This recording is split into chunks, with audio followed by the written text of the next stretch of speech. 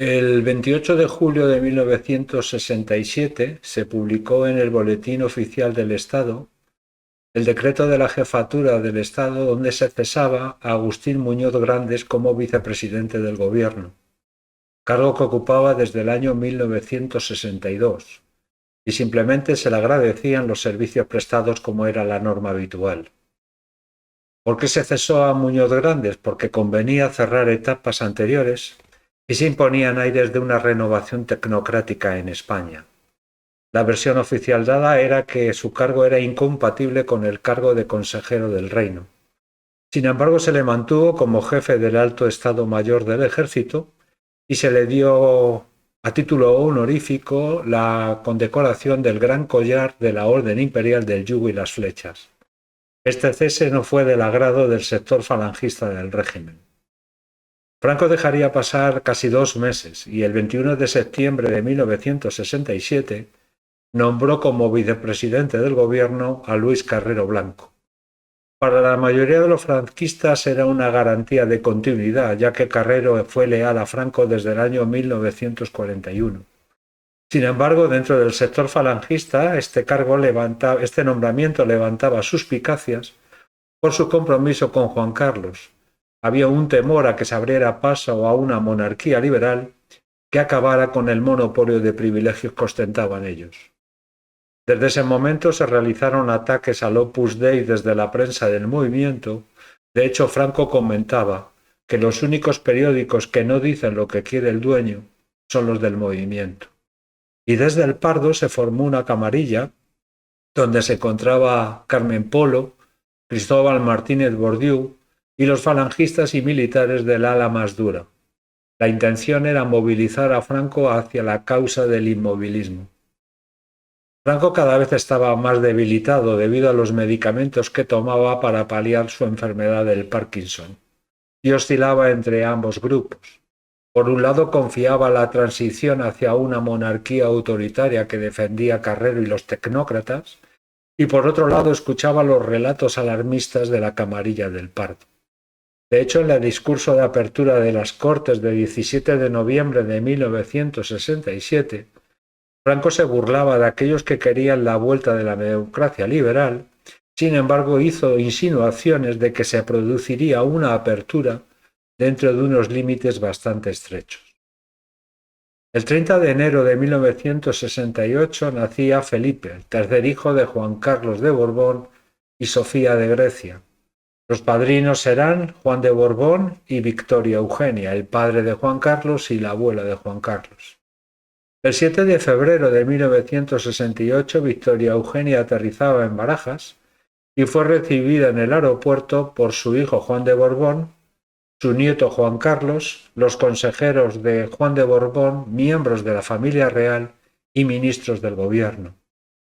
Franco se enfureció porque solo el ministro de Justicia, Antonio María de Oriol, tenía autorización para ello, pero acudieron a dicho recibimiento el ministro de Exteriores, Castilla, el ministro de Hacienda, Espinosa San Martín, y el ministro de Educación, Lora Tamayo. Al día siguiente se ofició el bautizo en el Palacio de la Zarzuela por el arzobispo de Madrid, Casimiro Morcillo.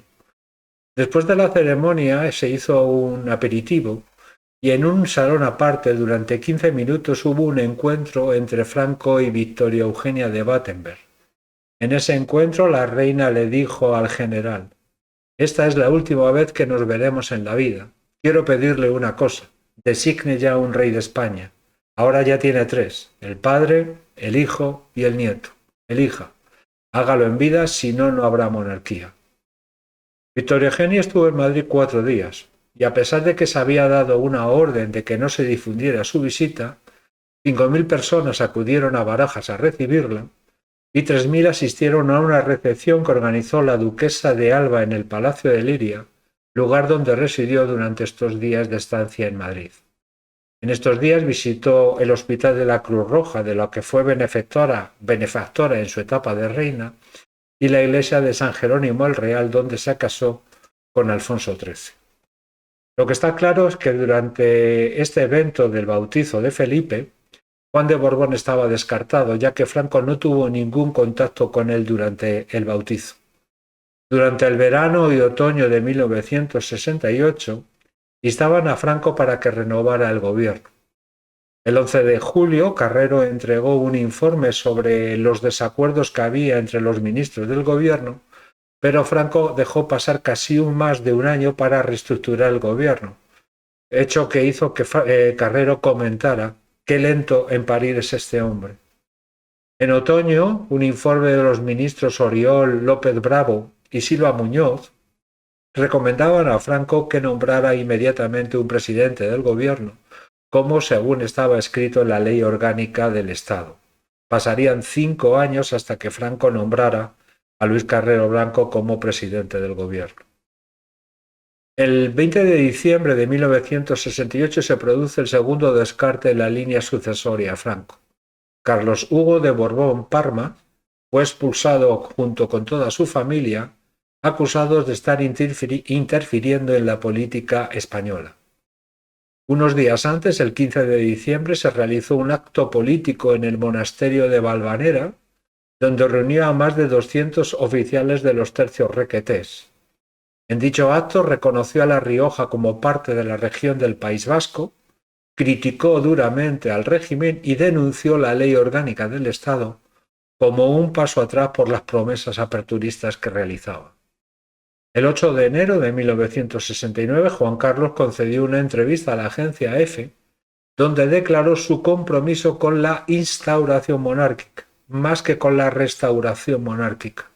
Esto gustó mucho a Franco y le dijo que le nombraría sucesor antes de que acabara el año. Y le dijo al príncipe: «Tenga mucha tranquilidad, Alteza, y no se deje atraer por nada, todo está hecho». Juan Carlos le contestó: «No se preocupe, mi general, yo he aprendido mucho de su galleguismo». Pero el tema de la sucesión se paralizaría debido a los sucesos que ocurrieron en enero de 1969. El día 17 se clausuró la Universidad de Barcelona debido a un asalto al rectorado por 150 estudiantes, organizado por el Sindicato Democrático de Estudiantes de la Universidad de Barcelona, como protesta por la política represiva contra el movimiento estudiantil. Lanzaron por la ventana una bandera española y un busto de Franco. No hubo detenidos porque la acción fue muy rápida y cuando la policía armada llegó a la universidad ya no había nadie. El 20 de enero muere el estudiante Enrique Ruano, miembro del Frente de Liberación Popular, asesinado por la Brigada Político-Social o, según la versión oficial, se suicidó tirándose por una ventana. 3 días antes fue detenido por arrojar propaganda de comisiones obreras y al día siguiente el día del entierro hubo una manifestación de 2.000 estudiantes por el Arco del Triunfo de Moncloa en Madrid, que fue disuelta por la policía y se detuvieron a 30 personas. Además de esto, hubo huelgas en casi todas las universidades españolas y movilizaciones en Barcelona, Bilbao, Santiago de Compostela, Valladolid y Valencia. Estos hechos provocaron que en el Consejo de Ministros del día 24 de enero de 1969, y a propuesta del ministro de Gobernación Alonso Vega y respaldado por Carrero Blanco, Nieto Antúnez de Marina y Solís, secretario general del movimiento, se declarara el estado de excepción en toda España durante 3 meses.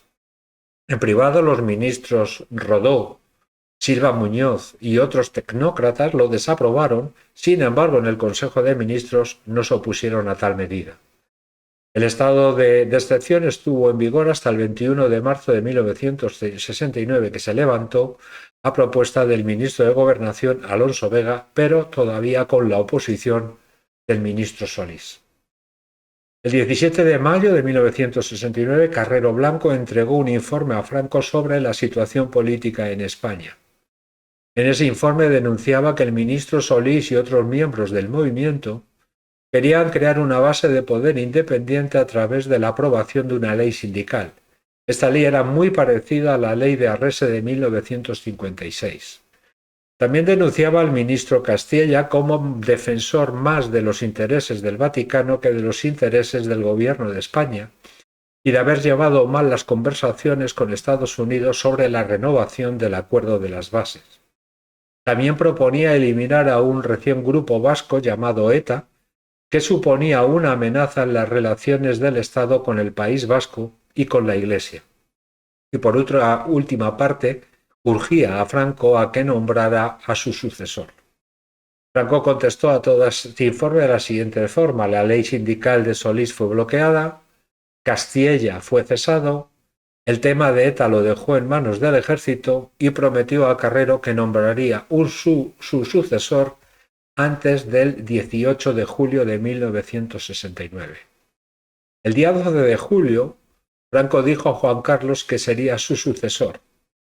Juan Carlos venía de pasar unos días en Estoril con su padre, y claro, cuando Juan de Borbón se enteró de la noticia, ya que Franco le pidió que aceptara la designación de su hijo, supuso que éste le había traicionado. Juan de Borbón no aceptó la designación de Juan Carlos, ya que, según él, el rey debía ser rey de todos los españoles, por encima de grupos y partidos, basándose en el apoyo popular y en el compromiso con las libertades individuales y colectivas. A partir de entonces, padre e hijo rompen relaciones y Juan de Borbón obliga a devolver a su hijo la placa de príncipe de Asturias. Esto no va a ser importante, ya que Juan Carlos, cuando fue designado como príncipe de España, no como príncipe de Asturias, para romper con la continuidad y la legitimidad de la línea dinástica de los Borbones.